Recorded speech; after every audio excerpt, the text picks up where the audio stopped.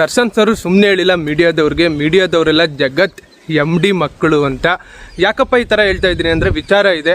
ಇದರಿಂದ ಎಷ್ಟೇ negative comment ಬಂದರೂ ಕೂಡ ನಾನು ತಲೆ ಕೆಡಿಸ್ಕೊಳ್ಳೋದಿಲ್ಲ. ಯಾಕಂದರೆ ನಾನೇ ಒಂದು 10 ಜನಕ್ಕೆ ಹೇಳ್ತಾ ಇರ್ತೀನಿ, ನಾವು ನಡೆಯುವಂಥ ದಾರಿ ಸರಿ ಇದ್ದರೆ ಬ್ರಹ್ಮ ಬಂದರೂ ಕೂಡ ನಾವು ನಡೆಯೋ ದಾರಿನ ಬದಲಾಯಿಸಬಾರ್ದು, ಆನೆ ತೂಕ ಆನೆಗಿದ್ದೇ ಇರುತ್ತೆ ಅಂತ.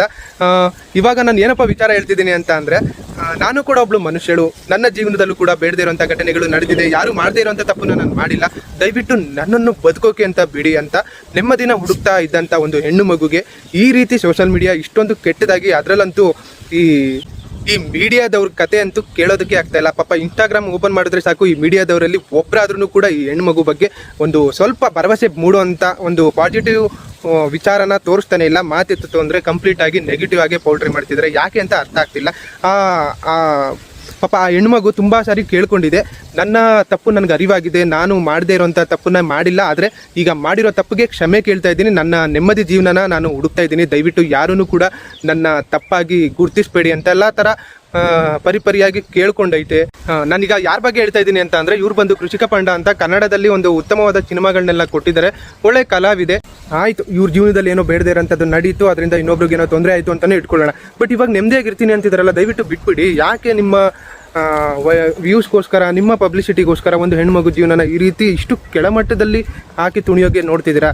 ನನಗೆ ಅವ್ರ ಬಗ್ಗೆ ನಿಜವಾಗ್ಲೂ ತುಂಬ ಏನು ಗೊತ್ತಿಲ್ಲ. ಬಟ್ ಈಗ ರೀಸೆಂಟಾಗಿ ಯಾರೋ ಒಂದು ಯೂಟ್ಯೂಬ್ ಚಾನಲ್ನಲ್ಲಿ ಅವ್ರದ್ದು ಇಂಟರ್ವ್ಯೂನ ನೋಡಿದೆ.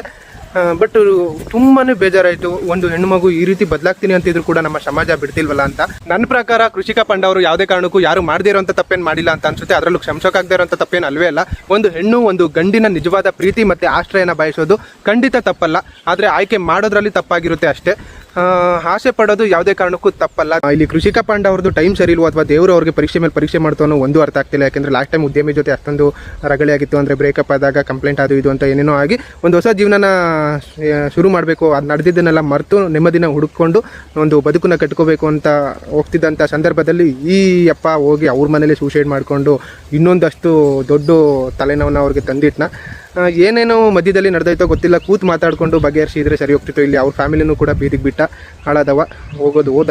ಇಲ್ಲಿ ಇವ್ರ ಲೈಫ್ನೂ ಹಾಳು ಮಾಡ್ದ, ಇಲ್ಲಿ ಅವ್ರ ಮನೆಯವ್ರನ್ನೂ ಕೂಡ ನಡು ನೀರಲ್ಲಿ ಕೈ ಬಿಟ್ಟನ.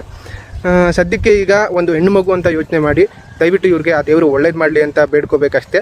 ನಿಮಗೂ ಕೂಡ ನಾನು ಹೇಳಿದ್ದೇನಾದರೂ ಸರಿ ಅನಿಸಿದರೆ ಅಥವಾ ಒಂದು ಹೆಣ್ಣಿಗೆ ಒಂದು ಒಳ್ಳೆಯ ಬದುಕು ಸಿಗಲಿ ಅನ್ನೋ ಭಾವನೆ ಏನಾದರೂ ಇದ್ದರೆ ಅವರ ಹೆಸರನ್ನ ಮೆನ್ಷನ್ ಮಾಡಿ ನನ್ನ ಐಡಿಯಲ್ಲಿ ಕಮೆಂಟ್ ಹಾಕಿ, ಈ ವಿಡಿಯೋದಲ್ಲಿ ಕಮೆಂಟ್ ಹಾಕಿ ಕೃಷಿಕ ಪಾಂಡ ಅಂತ ಹಾಕಿ, ಯಾವುದಾದ್ರೂ ನಿಮ್ಗೆ ಇಷ್ಟ ಇರೋ ದೇವ್ರ ಹೆಸರನ್ನ ಮೆನ್ಷನ್ ಮಾಡಿ, ಆ ದೇವರು ಏನಾದರೂ ನೋಡಿದ್ರೆ ಒಳ್ಳೇದು ಮಾಡ್ತಾನೆ ಅಥವಾ ನಿಮ್ಮ ಮನಸ್ಥಿತಿನೂ ಕೂಡ ಬದಲಾಗುತ್ತೆ ಅಂತ ಹೇಳ್ಕೊಳಕ್ಕೆ ಇಷ್ಟಪಡ್ತೀನಿ. ದಯವಿಟ್ಟು ಯಾರು ಮಿಸ್ ಮಾಡಬೇಡಿ. ದಯವಿಟ್ಟು ಈ ಮೀಡಿಯಾದವರು ಇದನ್ನೆಲ್ಲ ಬಿಟ್ಟು ಅಲ್ಲೋಗಿ ಬಿಡದಿಲ್ ವಿಡಿಯೋ ಮಾಡಿ. ರೈತರುಗಳ ಜೀವನ ಹಾಳಾಗ್ತೈತೆ, ದುಡ್ಡನ್ನ ಆಸೆ ಪಟ್ಟು ಎಷ್ಟೋ ಕುಡುಕರುಗಳು ಅವ್ರ ಫ್ಯಾಮಿಲಿನ ಮುಳುಗಿಸ್ತಾ ಇದ್ದಾರೆ, ಅದ್ರ ಬಗ್ಗೆ ವಿಡಿಯೋ ಮಾಡಿ. ಅದು ಬಿಟ್ಟು ಈ ರೀತಿ ಒಂದು ಹೆಣ್ಣು ಮಗುನ ಹಿಡ್ಕೊಂಡು ನಿಮ್ಮ ವ್ಯೂಸ್ಗಳನ್ನ ಗಿಟ್ಟಿಸ್ಕೊಳ್ಳೋಕೆ ಹೋಗಬೇಡಿ.